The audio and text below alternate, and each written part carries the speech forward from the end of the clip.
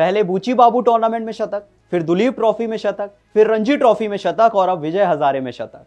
मतलब champions trophy से पहले ईशान किशन की धमाकेदार वापसी हुई है और ईशान किशन ने मानो सिलेक्टर से कह दिया है कि भाई देखिए, पिछले 1 साल से आप मुझे टीम में नहीं ले रहे हैं, बाहर रखा जा रहा है मुझे, पर अब बहुत टाइम तक आप बाहर रख नहीं पाएंगे क्योंकि सिर्फ टूर्नामेंट्स बदले हैं, सीरीज बदली हैं, टीम्स बदली हैं, पर मेरा परफॉर्मेंस एक नंबर है। आपने ही कहा था ना, बीसीसीआई ने कही थी ये बात कि भाई जिसे भी टीम इंडिया में शामिल होना हो वो जाए, पहले डोमेस्टिक क्रिकेट खेले, वहां पर परफॉर्म करे, फिर हम सोचेंगे। तो लीजिए, खेल भी रहे हैं डोमेस्टिक क्रिकेट, परफॉर्म भी कर रहे हैं, अब सोचना शुरू कीजिए क्योंकि चैंपियंस ट्रॉफी आ रही है। और हाँ, चैंपियंस ट्रॉफी 50 ओवर में खेली जानी है और 50 ही ओवर में विजय हजारे खेला जा रहा है, जहां पर ईशान किशन ने एक कमाल की पारी खेलते हुए सिर्फ 78 बॉल पे 134 रन बना दिए। क्या कमाल की पारी थी।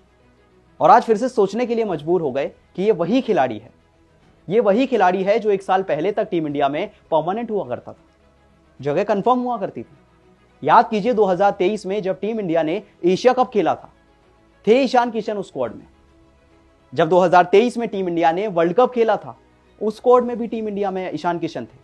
वो लगभग हर स्क्वाड में रहते थे और कम से कम मेन विकेट कीपर नहीं तो बैकअप विकेट कीपर हुआ करते थे।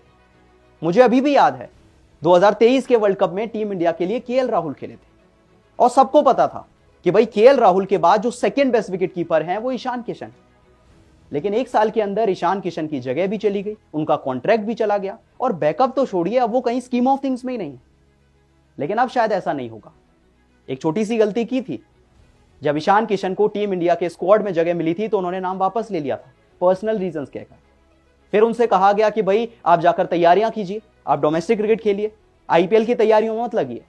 चले गए बड़ौदा हार्दिक के पास आईपीएल की तैयारियां करने, जिसके बाद मानो बीसीसीआई नाराज हो गई, सेंट्रल कॉन्ट्रैक्ट से बाहर कर दिया और उसके बाद तो ईशान को कभी कंसिडर ही नहीं किया गया। ये ईशान किशन की कहानी है। 1 साल पहले तक जो खिलाड़ी टीम इंडिया में खेला करता था, बैकअप विकेट कीपर हुआ करता था, आज उसका कोई नाम ही नहीं है। लेकिन अब शायद ऐसा नहीं होगा क्योंकि बीसीसीआई ने कहा था कि जो भी प्लेयर्स डोमेस्टिक खेलेगा, वहां पर परफॉर्म करेगा, उसका नंबर आएगा। ईशान खेल रहे हैं, अच्छा परफॉर्म कर रहे हैं, रन भी बना रहे हैं, अब नंबर तो आना चाहिए ना।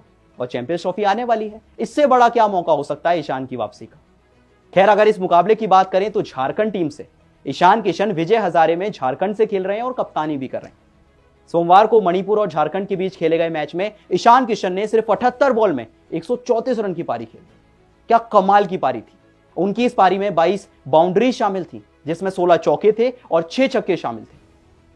सिर्फ 25 साल के ईशान किशन का जो स्ट्राइक रेट था 170 का था और इसी वजह से मैच पूरा भी नहीं हुआ, आधे ओवर्स में ही खत्म कर दिया। मतलब